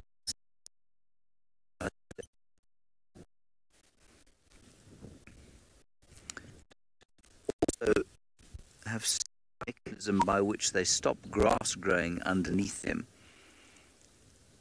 and that probably is to reduce competition for water, but it does mean that there is a lot of good stuff on the ground there. Alright, our signal, let's get these lions. Well, James, hopefully you'll sort your signal issues out and everything will be okay. You can see we're still following the pride, and they are at the junction of Zoe's and Philemon's. There's the big brown ivory, which is where I thought maybe they might go lie, except that the big brown ivory, I forgot, given that it is winter, has no leaves on its tree, and so there's not too much shade that it's producing, so I doubt that they're going to spend too much time underneath it. But there are lots of guarries here, so there's a nice guarri thicket just in front that maybe they'll go and sit down in. But if they've been spooked the way that they were just now, I don't know if they're going to lie down. I think they might just keep heading off and keep moving. You can see they keep looking over their shoulders as well. I mean, most of the pride is here now. There's not really too many of them kind of behind us, and so it's surprising me that they are so wary. But I think they're going to find a shady spot and lie down here. It's a little bit more open. It's not as sort of blocked by that mound, and so while I sit with them and see whether they do start to rest here and take a nice nap, let's send you to Taylor McCurdy, who has found some lions up in the Masai Mara, and I wonder if they've got the less fluffy tails as these guys. Finally, we're also joining in on the lion game this morning, but they're very, very far away from us, and it's quite a big pride, so I'm going to go ahead, and with the area that we're in, I'm going to say it's probably the Mara River Pride, or the Cabarini Pride, as they're also known as. Perhaps it's them. But like I said, they're all hidden away in the grass, and this is a non-off-roading area. You can see a couple of lionesses popping their heads up. But it's quite a big pride. There's 5 lionesses and about 8 cubs, if I'm not mistaken, of varying ages. Some really young ones, only a couple of months old, and then some others that are getting closer to about a year old now. And they're just looking around. It's a nice spot for them to be in. Shem, it must have been quite difficult, and I suppose it is quite difficult for them during the rainy season, because there aren't many animals around here. Oh, there's lots of elephants and things, but you don't typically see the zebra and the wildebeest up here. But now, at this time of the year, they're starting to move into this marshy area because the grass is still nice and lush and green. So they have the upper hand. Even though they're not right on, they can get to the banks of the Mara River, but there's no particular crossing points behind us. The banks are exceptionally steep on either side. But they still get all those mammals coming to graze here at this time of the year, so it's good for them now.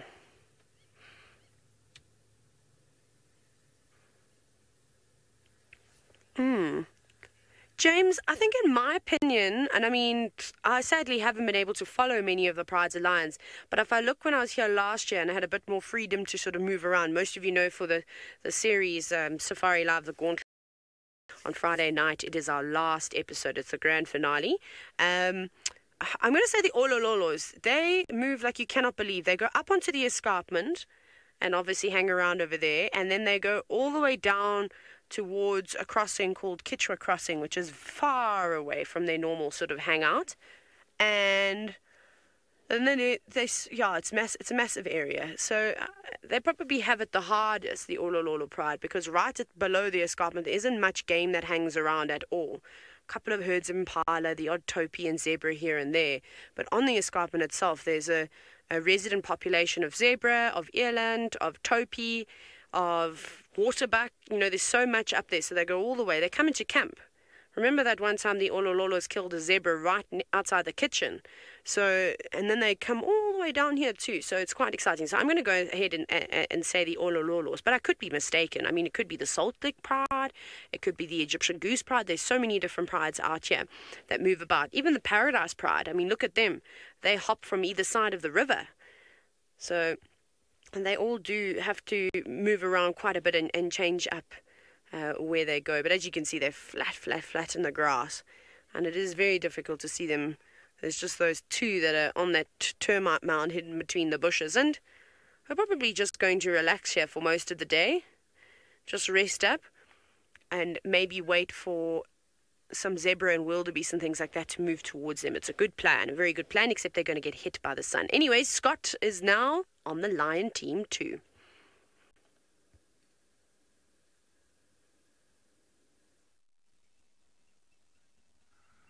Well, thankfully, the lions we've just bumped into look like they could be on honeymoon.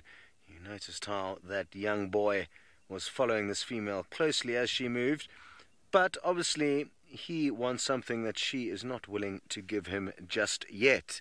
Now, it seems like this is one of the 3 Salt Lick ladies. I think that's what Brent's been calling them. It's 3 lionesses that have been spending time with the males of the Sausage Tree Pride. This male is the youngest of the 3. He's got a distinctive kind of scar that's healing just to the left of his left eye. And we're not too sure where his slightly older cousin and bigger dominant male Kipuli are at the moment. It might be that they're not too far. He's doing a little bit of a scent mark, laying claim to this area and possibly also this lady. What has been fascinating over the last few weeks and months is getting to know kind of how the males in this pride operate. And like I said earlier, all 3 of them are different ages and sizes, and it's very, very interesting that this young male, the smallest of the 3, has been allowed mating rights. So a kind of interesting trio, the males of the Sausage Tree Pride.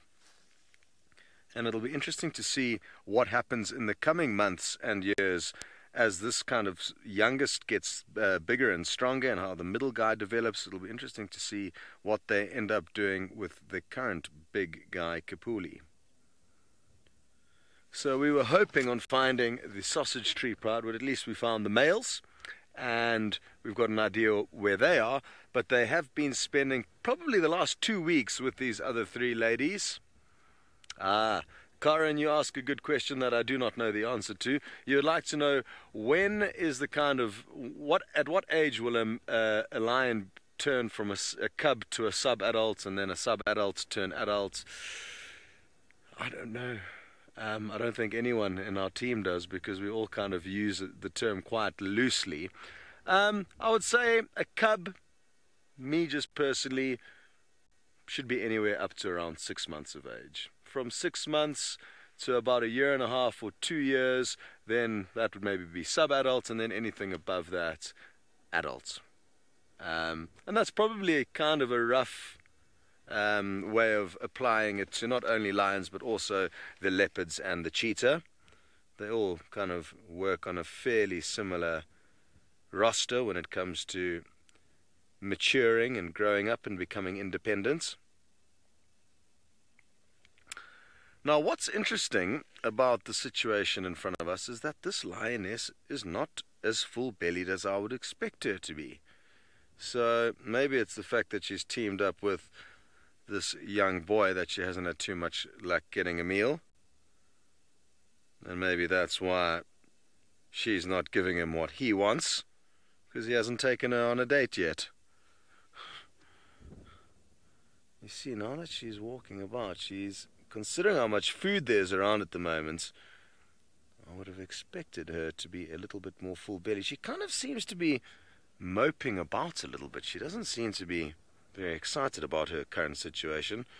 As you can see, the male not leaving her side. As soon as she gets up and moves, he follows suit. And what's interesting is that it's not just, well, it's quite different with leopards. You'll find that in the leopard world, the men are far less interested in the females, and the females actually almost have to seduce the men into making love with them with a very fancy kind of lap dance, I guess you could call it, and that kind of rouses the male leopards up. With lions, it's the opposite. As soon as the female kind of gets up and moves an inch, the male's up and ready to perform, which was clearly evident here.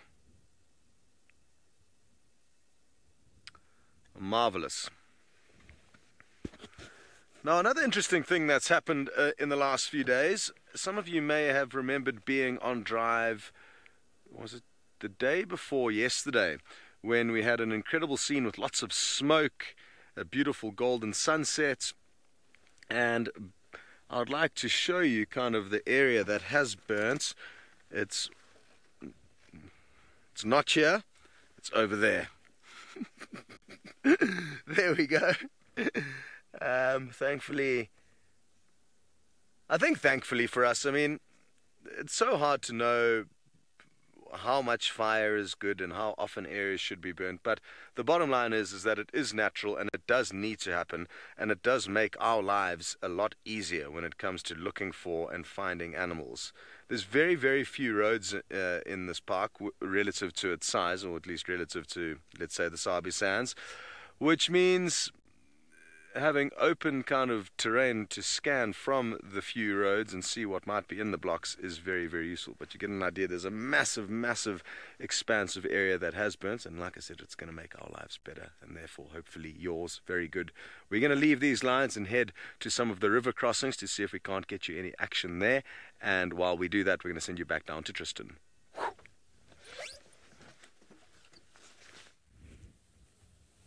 Well, good luck, Scotty. Hopefully there are some crossings for you and that you will get some action around the river. It is an amazing spectacle to see. Hopefully one day I'll get that side with SafariLive and go and have a little look at it and guide it rather than seeing it just by myself. But anyway, the Nkuhuma Pride has kind of walked towards the southern boundary, and they looked as though they were about to cross imminently, and all of a sudden now they found themselves some quarry thickets where they've now lay up and are resting. They're about 100 meters, not even, I would say 50 meters from the boundary at the moment.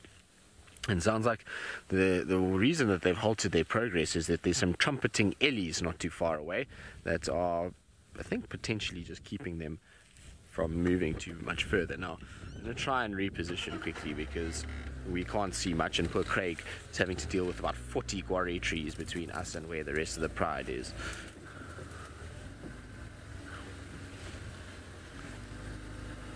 So, Proud Cat Mama, if you removed a lion from the ecosystem, not very much. If you removed lion as a species, a lot.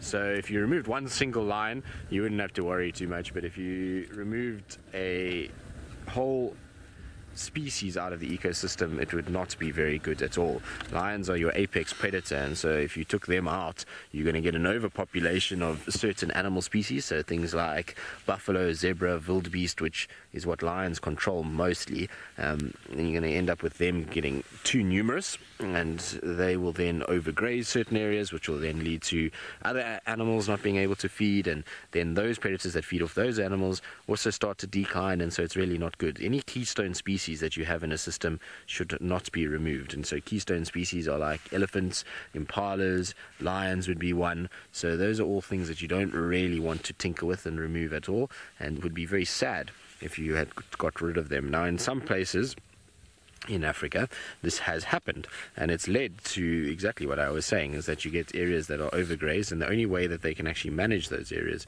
is that they have to control the numbers via humans rather than via natural predation like it's done here. So, here these guys are going to be killing buffalo and things like that, that there's not really too much need to actually control the numbers like there would be if there was no lions around. So it's not a good idea to remove any animal from any ecosystem. If they naturally occur there, then, well, they should be there, and they should hopefully thrive in those areas. The problem is with humans is that we have a bad history in that we've destroyed pretty much everywhere where animals exist, and we've created a lot of issues, and there's many parts of the world that no longer have the animals that they should have. And I often see a lot of comments that are made about African wildlife and how the mismanagement of African wildlife is ridiculous, and that's, we as people need to do better, which we do, but I sometimes find it quite hypocritical in that there's a lot of areas of the rest of the world that have completely wiped out species that used to occur there. So while we do have our problems in conservation, there are parts of the world that have major problems in that they have completely obliterated any bit of wildlife that they used to have in their country, but yet turn around and talk about how African conservation is poor and that we don't do a very good job. And it sometimes gets me quite infuriated when people do that. It's kind of pot calling the kettle black in some respects. At least we still have our wildlife for the most part in certain areas. It might not be as numerous as it was, but we at least have kind of tried to protect certain sections and still have many of the natural animals still occurring in our areas. And like I say, we're not perfect, but there's a lot of people that jump up and down before they think about their own countries and their own conservation efforts that they're doing in their areas. I suppose it's difficult. We have iconic animals, and when iconic animals are around, they evoke emotion, and people then generally get quite hyped up about things like lions and elephants and those kind of things, as opposed to a little newt or a salamander or something like that in their countries. It's, these guys attract far more attention than they would. But a prime example is the wolves. Wolves are probably the best example of a species that really has not been looked after at all worldwide. And there's Europe, North America. There's been a lot of places where wolves have been completely obliterated, and there's a lot of projects now to try and do the rewilding of wolves, but it's a very complicated situation because, well, where people have now inhabited, generally a predator and people don't really go hand in hand without proper management procedures. So it's going to be interesting to see how that whole rewilding goes. I know that there's a lot of issues already around the Yellowstone area with wolves that are moving much further afield than just the park, and it's causing a few kind of problems. Now, I can hear the Ellies. The Ellies are close. They're somewhere here just on our left-hand side in the thickets, and they actually might push the lions deeper back into our area, which would be quite nice, and hopefully we'd be able to see them kind of go back into Djuma. Now, while we're sitting here with this lioness closest to us, I really want to just take a look at her wound, because we've discussed her wound many times, and look at how much better that is compared to what it used to be. Now, like I say, yesterday I was talking about that I saw a fresh photo of her wound when it was really bad, and if somebody does a side-by-side comparison, it would be quite interesting for you all to see just how much that is healed. It's absolutely phenomenal how these wild animals are able to heal themselves. Good. Right, now I'm going to probably spend the rest of the morning with the Pride. Why not? It's, they're not here all that often. And so while I do that, I think I'm sending you to James. I'm not 100% sure, but I'm pretty sure, actually, because I'm not being counted down to the Mara. So it must be off to James, and with something of interest, I'm sure. Yes, it is to me and some Nyalas, which are also, like their colleagues, the Mbalas, standing in a tambuti grove. They are not eating tambuti as far as I can see, though. I know it's not the best picture of a Nyala you've ever seen in your whole lives, but it's all we could do. We've been driving around seeing nothing. Let me go up to the top of the hill here. We might be lucky and get another view of them and discover what it is about this tambuti grove that so enthralls them that they should be in it, eating. What are they eating? Is it tambuti? Is it something else? These are the mysteries that we must solve out here. Otherwise, it is impossible for us to sleep at night, is it not? Here is a little two-track, aka illegal road. Well, it's not that illegal, it's just a little bit. It's not illegal if you have an animal. There we are. Good day.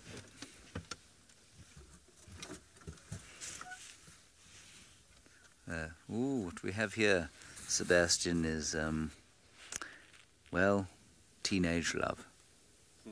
Isn't it sweet?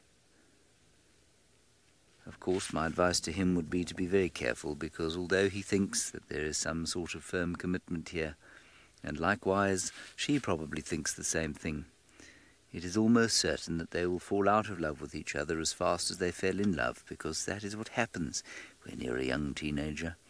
There are just so many options, so many new things to try.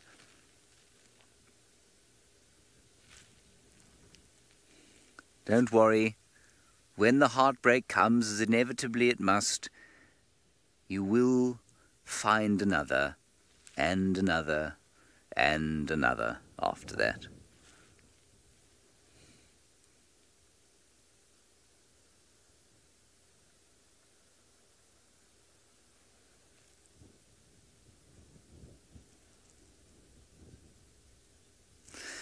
Mushrooms, Gypsy. I have never seen them eat mushrooms, as far as I'm aware. I would suspect that they avoid mushrooms, but I don't know for sure. I mean, I can have a look. I've got a fairly comprehensive app which would tell me exactly what they eat. But I think it's just leaves. I think they're pretty specific about that. Let me have a quick look here. This app, unfortunately, is designed such that you really have to be a speed reader to see what's going on. Food. Intermediate mixed feeders, leaves, twigs, flowers, fruit of a wide variety of plants. Diet includes grass, which is when it is succulent after rain. Dry season, almost 100% dicotyledonous, in other words, so it's leaves. Here we go. Here we go. Bark of the baobab tree they will eat from time to time. That's quite nice. I didn't know that. Eating bark stripped from trees that elephants have started. That's also quite nice. They, of course, suck on bones. We know that. Every so often, if you go to the tent where we've got a whole lot of interesting bones, you go there and there are nyala sucking on bones. And no, grass species, forbs. Biphasic relationship. Grass species, no. Chromalina, no. Nothing about fungus, and there really is a fairly comprehensive list here, including a reference from Londolozi, not far from here. And actually, I remember the chap who did this project, a chap called Greg Seymour, who did a project while he was a guide at Londolozi. We were on training course together. And he spent a long time observing the nyala in camp. It was very productive of him because, of course, there are long periods in the middle of the day when guides don't do a great deal, although they like to tell you that they do. And he used that time to basically sit outside his room and watch the nyalas. And he got a published paper out of it, which was quite nice. I bet you wanted to know that. I bet you're all utterly fascinated by that little fact. Yes, Rose, they absolutely chew bones. That's why I said they chew bones from time to time. You may have missed that. They come out, we've got a whole collection of bones outside the tent, which is a sort of bush studio, if you like. And they come there quite often and suck on the bones, especially at this time of the year. You'd find them sucking. It's not so much chewing as it is sucking on them. They don't have the teeth to chew bones or break them up. I've picked those bones up though, you know, and the older the bones get, the more splintery they become. And I can't imagine putting my tongue on those things because the thought of those little calciferous splinters in my tongue is very unpleasant.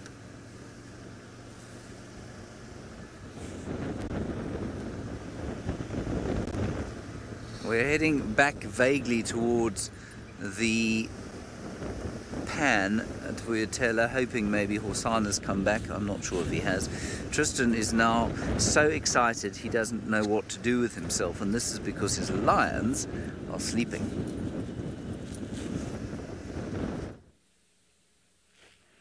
Indeed, James, they are sleeping, and they are doing it well and properly, as lions can do best. But I mean, they've given us a lot this morning. They've been very active. It's probably the longest amount of movement I've seen in lions for quite some time in the sands. Although, actually, funnily enough, I lie, and I'm being nasty to the lions. They've actually been very cool of late. I've had some great sightings of lions walking around. I suppose it's also because we've been out at early hours of the morning, so we've seen them in those active periods just before sunrise and just after, a lot more than if you kind of spend a lot of time with them after the sun rises. You can see they slow down quite quickly, and it seems like this is where they're going to be resting for now, and these ellies that are close by might have something else to say about it and might chase them off, but I hope not. I hope this is where they'll end up sleeping for the day, and that James or Steve will be able to come and spend the afternoon with them. I know that James loves spending time with the Nkume Pride, and Steve is also a pretty fond lion person, so, you know, they both will be quite thrilled, I think, if the lions stick around. So you'll see they're popping their head up now. There's another vehicle that joined us for the first time this morning and is now just leaving and going off and doing their thing.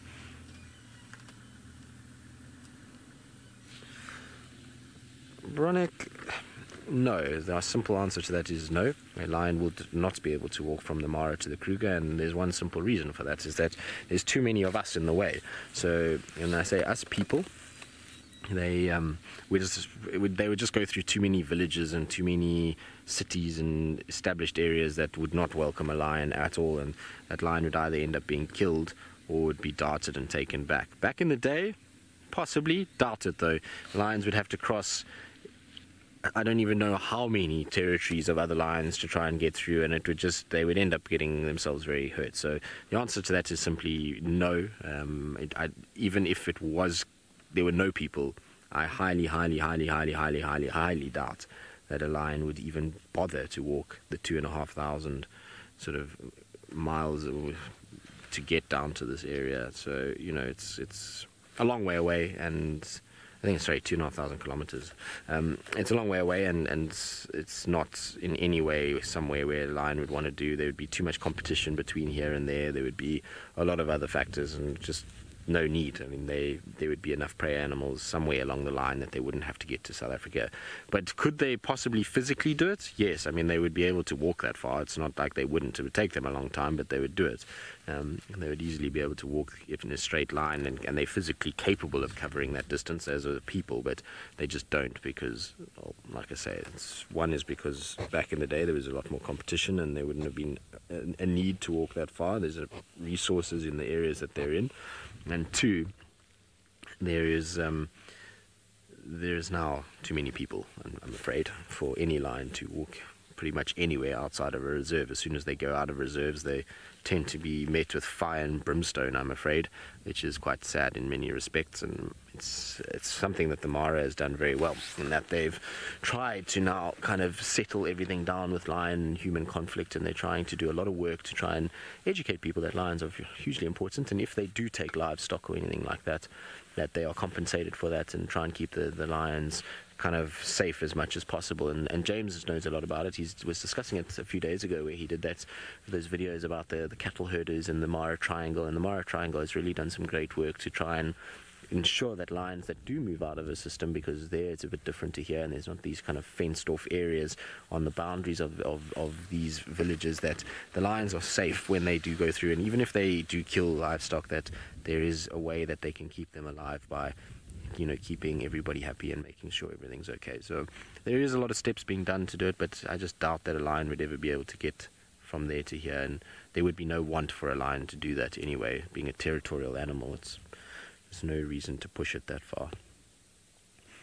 Other predators, on the other hand, maybe wild dogs. I wouldn't be surprised if a wild dog ran from Kenya to South Africa. That wouldn't shock me in any way whatsoever. Those things tend to cover ground. I know there was a pack that was collared in South Africa, and within 2 weeks was already crossing into Zambia, so that gives you an idea of how far these guys can run across the whole of Botswana and a bit of South Africa to get up into Zambia, so they can move when they want to, so they would be able to do it. There's also, there's no migration from Kenya to South Africa, so there's no movement of animals that would drive anything to follow that movement.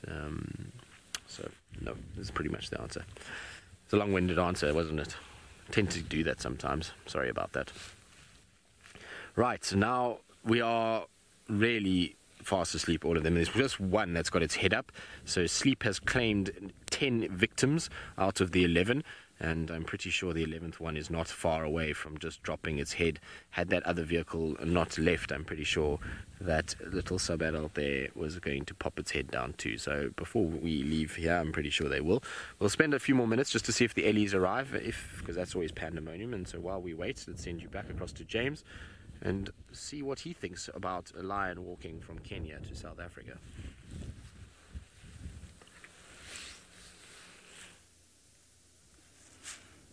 Lions, what are you walking from where?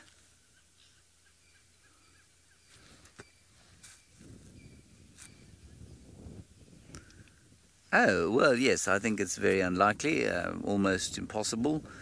Most certainly probably never happened before. 2,600 kilometers is a very long way for anything to walk, and something as lazy as a lion is unlikely to walk that sort of distance by choice. Of course, at one stage, there must have been a continuous population of lions between the Kruger National Park and the Masai Mara, long before they were called the Kruger National Park and the Masai Mara. Then there were lions continuously flowing genetics in between the two places over the generations. But no, I don't think any of them ever walked the great distance between the two. Here are not lions. These are, of course, yes, that's right, impala. The most numerous antelope that we get here in southern Africa, the wildebeest, if you will, to the, at least the wildebeest of southern Africa. That is a stupid way of saying it. The equivalent of the wildebeest here, I do know what I'm trying to say. I'm not saying it very well, though. In East Africa, there are a lot of wildebeest. Down in South Africa, we have a lot of impala. That's what I was trying to say, but in a slightly creative fashion, and I failed dismally. They're all nice and relaxed, and I tell you, these conditions are ideal for an impala because they're not too hot, which means that they can stay out in the open while lying down and chewing their cud. They don't have to go into the intimidating thickets where things could sneak up on them while they lie down and chew cud. They can do it out in the open, which I think is much more or much less stressful than going into the thickets and where Hosana or Tingana could be waiting for them. President, you say you love how they chew. Well, that's fair enough. I think love is a strong term for how I describe my feelings towards their chewing. But yes, it is interesting, certainly. And of course, it's very like a goat or a sheep.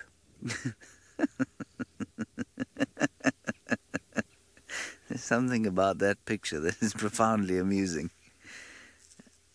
And they chew, obviously, in that sideways, roundabout or circular fashion. And that's so that they can grind as much as possible out of their food. Quite interestingly also, I mean, they've got very strong muscles on the jaws, otherwise they wouldn't be able to chew continuously like that. But they don't use their teeth at all for defense. And they don't actually have upper incisors at all, so to use their teeth for defense would be very difficult. They use almost exclusively running for defense. That said, I was bitten by an impala once, almost bitten by an impala, when Andrew and I'm not sure if any of you remember Andrew, was a cameraman who worked for us, wonderful chap. We rescued an impala and her baby from Buffelshoek Dam on Christmas Day in the year 2015. Was it 2015? I think it was. Yeah, it must have been. Christmas Day, we got to Buffelshoek Dam and it was dry. It was just mud, and 2 impala had become mired in the mud. They couldn't move. They were stuck up to their chests, and Andrew and I waded in and got them out. It was something that I thought would take us 5 minutes, but in the end took us the best part of 2 hours. Anyway, when we got hold of the little one, it tried to bite me, because obviously it thought I was going to try and eat it. It was very sweet. Anyway, that was my story of 2015 Christmas Day.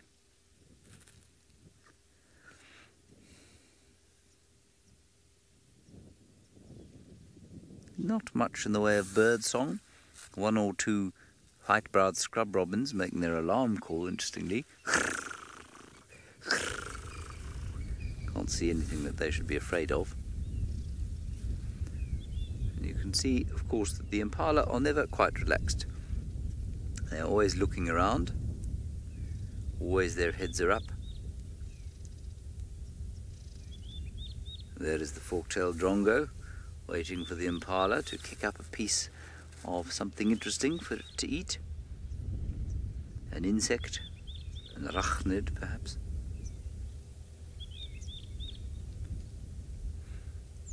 It's all rather peaceful. It's the kind of day, everybody, where the temperature is not too hot. I don't think it'll get too hot today, it'll get quite warm.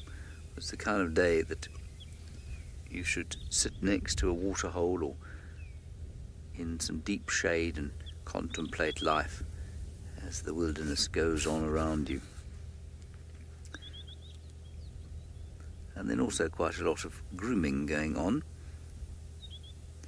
The allo grooming amongst impala is interesting because they don't appear to have particularly strong social bonds. So it's not like when lions allo groom to reaffirm social bonds and make up for the anger shown to each other at the kill the night before.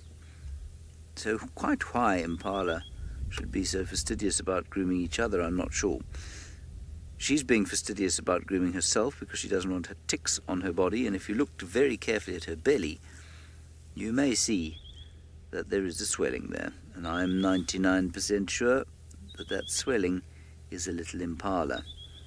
Now, September, about 3 months from term.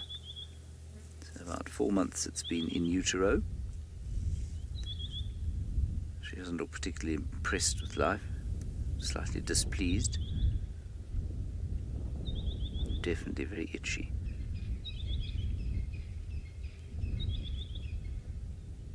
Lovely. All right, well, Sebastian, I think we'll move on from this particular herd of impala. Megan's not talking to me anymore.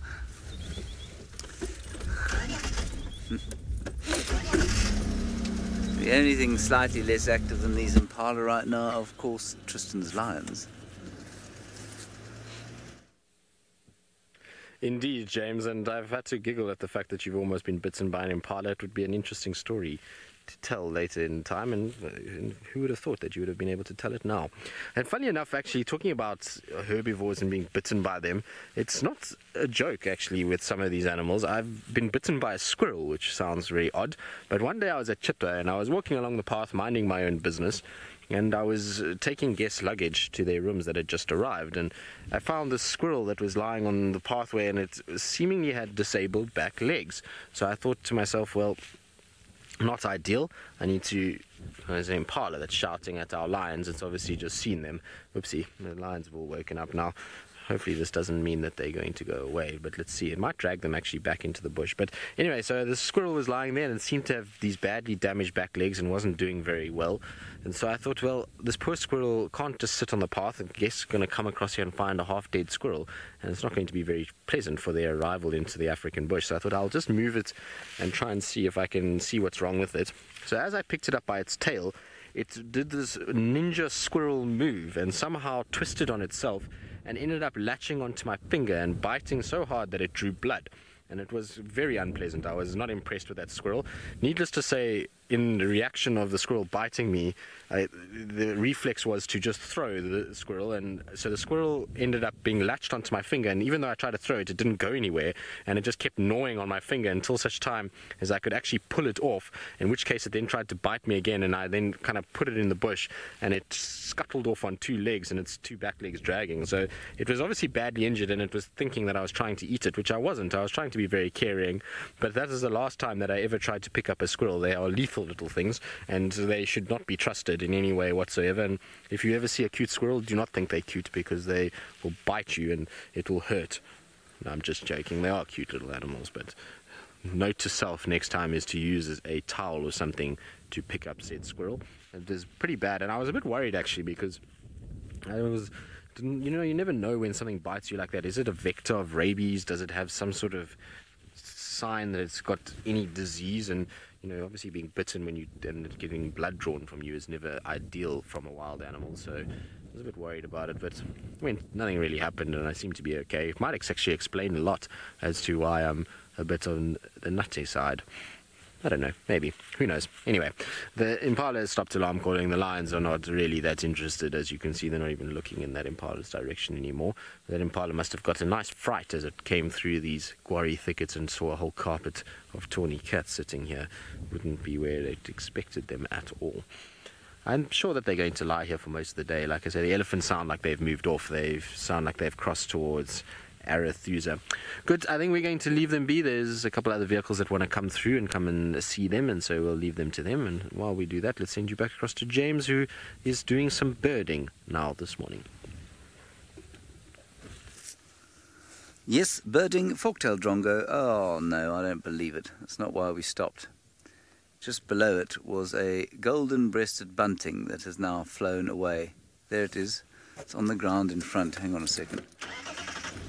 Oh, wait, look, let's do the blue thing, the blue wax bill, right on the end of the tree, below the tree that the other one was in. Oh, no, it's gone. Dash it all.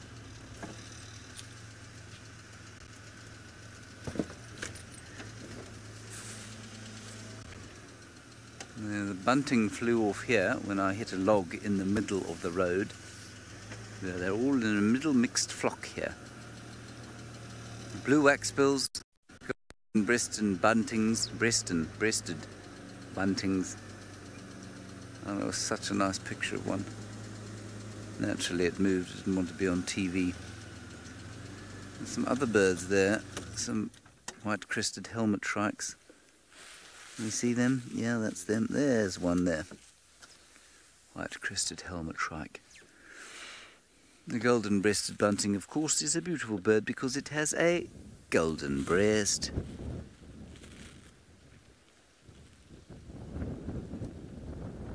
There we go. White-crested helmet shrike, which is a stupid thing to call it. It used to be called the grey-headed helmet shrike, and that's because it's got a grey head, which made sense.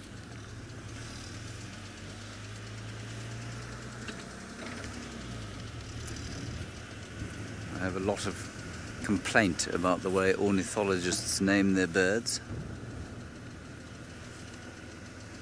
Very silly in many respects.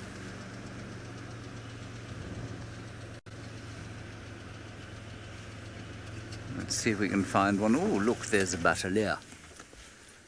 Someone was guessing yesterday about the bird that David Gitu had found. You see it there? There we are. We got it.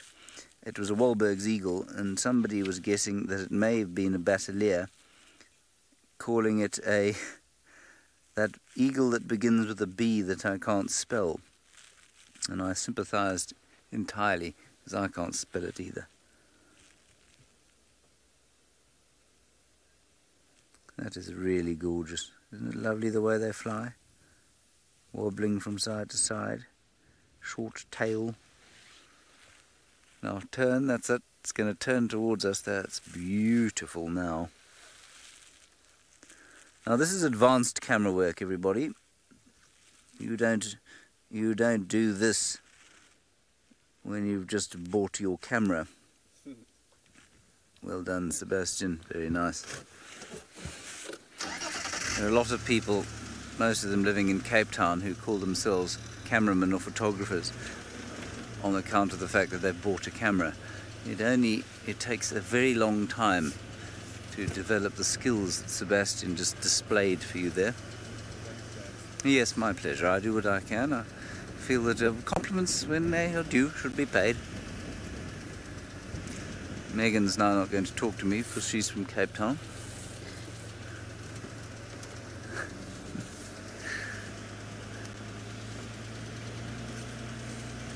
Anyway, we're going to go home for breakfast now. I'm quite excited for breakfast. I'm always quite excited for breakfast. We will see you this afternoon again, of course, at 1500 hours Central African time until 1800 hours Central African time. Hopefully we'll find something slightly more active than we managed today, and that tomorrow will be back. I'm sure it will be. Thank you for joining us. Thank you for your questions and comments, your patience as ever, and your continued and loyal support. As I say, we will see you this afternoon at 3 o'clock. Until then, stay safe and happy. Goodbye.